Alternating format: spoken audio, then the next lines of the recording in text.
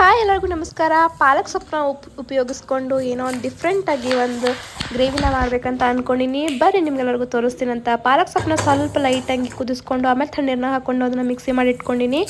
ಆಮೇಲೆ ಒಂದು ಪಾತ್ರೆ ಒಳಗೆ ಸ್ವಲ್ಪ ಎಣ್ಣೆ ಹಾಕ್ಕೊಂಡು ಜೀರಿಗೆ, ಸಾಸಿವೆ, ಮೆಣಸಿನ್ಕಾಯಿ, ಆಮೇಲೆ ಉಳ್ಳಾಗಡ್ಡಿನ ಚೆನ್ನಾಗಿ ಫ್ರೈ ಮಾಡ್ಕೋಬೇಕು.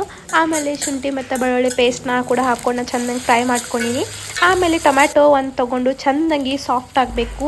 ನಾ ಯಾವ್ಯಾವ ಮಸಾಲೆನ ಆ್ಯಡ್ ಮಾಡೀನಿ ತಳಗೆ ಡಿಸ್ಕ್ರಿಪ್ಷನ್ನ ನಿಮಗೆ ಹಾಕಿ ಕೊಟ್ಟಿರ್ತೀನಿ ಅಂತ ನೀವು ಚೆಕ್ ಮಾಡ್ಕೋಬೋದು. ಆಮೇಲೆ ಒಂದು ಸ್ವಲ್ಪ ಉಪ್ಪು ಹಾಕಿ ಚೆನ್ನಾಗಿ ಅದನ್ನು ಹುರ್ಕೊಂಡಿನಿ. ಆಮೇಲೆ ಇಲ್ಲಿ ಸ್ವೀಟ್ ಕಾರ್ನನ್ನು ಉಪಯೋಗಿಸಿನಿ. ಸ್ವೀಟ್ ಕಾರ್ನ್ ಹಾಕಿ ಚೆನ್ನಾಗಿ ಅದನ್ನು ಫ್ರೈ ಮಾಡಿಕೊಂಡು ಆಮೇಲೆ ಅದು ಏನು ಪ್ಯೂರಿ ಮಾಡಿರ್ತೀನಲ್ಲ ಪಾಲಕ್ದು ಅದನ್ನು ಕೂಡ ಆ್ಯಡ್ ಮಾಡ್ಕೊಂಡಿನಿ. ಆಮೇಲೆ ನಾನು ಇಲ್ಲಿ ಫ್ರೆಶ್ ಕ್ರೀಮ್ನ ಯೂಸ್ ಮಾಡ್ಕೊಂಡಿನಿ. ಇಷ್ಟೇ ಭಾಳ ಅಂದರೆ ಭಾಳ ಮಸ್ತ್ ಆಗಿರ್ತೈತಿ. ಇದು ಒಂದು ಸತಿ ನೀವು ಟ್ರೈ ಮಾಡಲೇಬೇಕು.